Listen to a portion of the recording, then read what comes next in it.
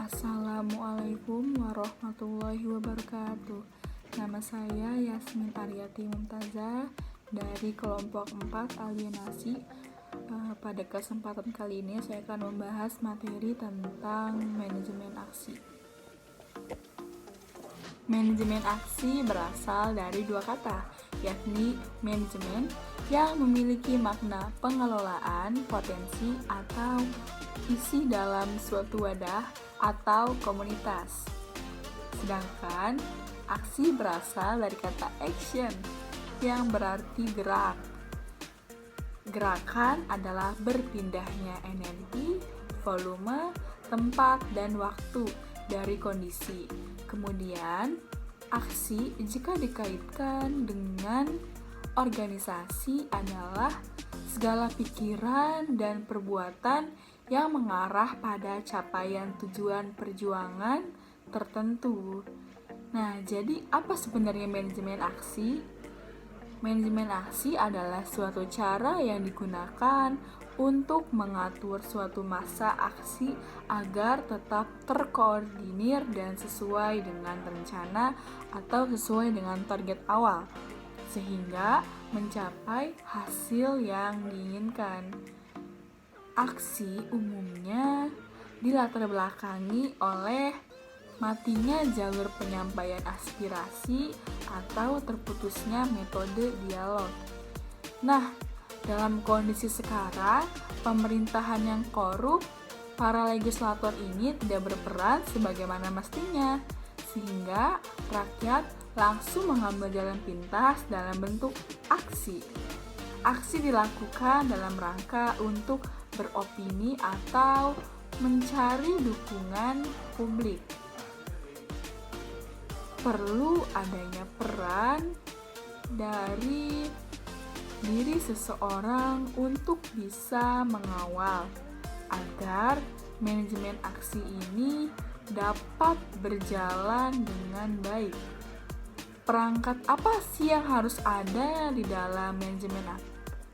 Agar suatu masa aksi berjalan dengan sesuai dan terkoordinir, maka perlu nih adanya peran dari diri seseorang untuk bisa mengawali agar manajemen aksi ini betul-betul berjalan dengan baik.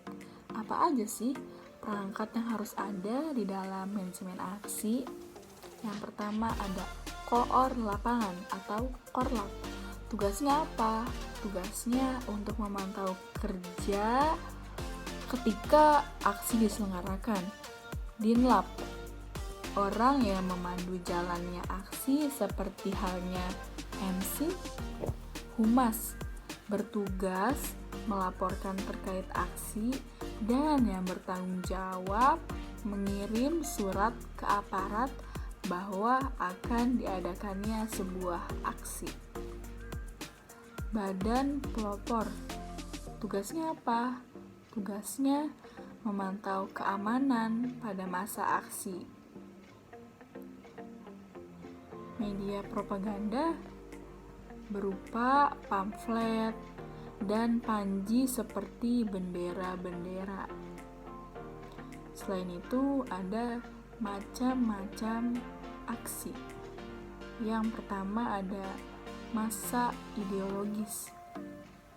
Adalah massa yang berasal dari suatu organisasi dan telah menguasai, memahami ideologi organnya. Contohnya, ada Hizbut Tahrir. Yang kedua ada MSSA Solid. Massa solid adalah massa yang mempunyai militansi dan loyalitas yang tinggi terhadap organisasinya. Contoh, massa kami, Islam garis keras lainnya seperti ada PNII. Massa cair adalah massa yang tertarik dalam suatu aksi yang sedikit tahu tentang aksi. Contohnya mahasiswa. Massa menguap adalah massa yang ikut-ikutan aksi, akan tetapi tidak tahu tujuan dan maksud suatu aksi. Contohnya masyarakat, rakyat. Selain itu, berdasarkan sifatnya, aksi dibedakan menjadi dua, yaitu aksi sporadis, yaitu aksi yang tidak didahului dengan suatu konsep serta perencanaan yang matang. Yang kedua, aksi terencana, yaitu suatu aksi yang mempunyai target jangka panjang, terencana, konsepnya ada, perencanaannya juga jelas, matang. Nah, selain tadi aksi sebagai sifatnya, ada juga macam-macam aksi, yaitu aksi simpatik, aksi damai, dan aksi solidaritas. Nah, ketika tadi sudah membahas tentang hubungannya antara public speaking, manajemen aksi, dan retorika, di sini saya mau membahas sedikit tentang apa sih itu retorika, karena biar ada hubungannya yang dijelaskan. Nah, jadi retorika itu berasal dari bahasa Prancis, yaitu retorik, berarti ilmu berbicara.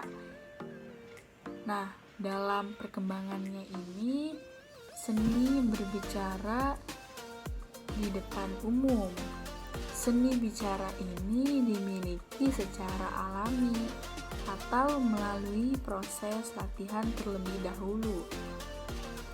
Nah, dalam teori retorika itu sendiri, ilmu berbicara ini menuntutnya alasan-alasan, bukti-bukti, dan referensi dari semua paparan yang telah dipaparkan di atas sebelumnya. Nah, perbedaan antara retorika dengan public speaking itu sendiri, itu sama-sama ilmu berbicara sebagai sebuah proses penyampaian komunikasi ya di antara individu atau sekelompok orang. Nah, cuman kalau misalnya public speaking ini lebih ke halayak ramai, jadi ia berbicara di depan umum. Kalau retorika itu sendiri berarti artinya itu seni berbicaranya, seperti itu. Nah, karena masa aksi itu orang, individu yang tergabung dalam suatu masa aksi, maka ada juga susunan barisan dalam masa aksi. Yang pertama ada masa solid, yaitu barisan pelopor. Kedua, masa cair, yaitu barisan pendobrak. Yang ketiga yaitu masa menguap, yaitu barisan penegak.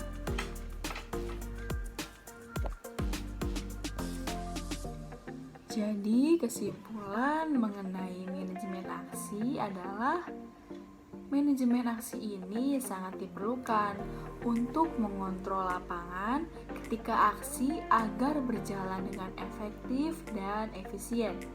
Manajemen aksi yang membantu massa untuk mencapai tujuannya dengan sistematis, terarah, hingga mengurangi risiko kegaduhan.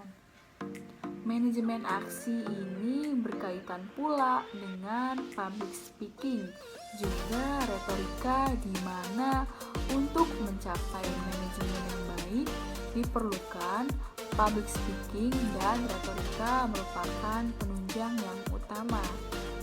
Dan ketiga unsur ini, manajemen aksi, retorika, dan public speaking itu saling bersinergi dalam menciptakan aksi yang baik, efektif, dan efisien. Manajemen aksi sebagai kerangka dan public speaking retorika itu sebagai pelaksanaannya. Nah, itu dia tadi pembahasannya. Sekian video dari saya. Kurang lebihnya mohon maaf. Wassalamualaikum warahmatullahi wabarakatuh.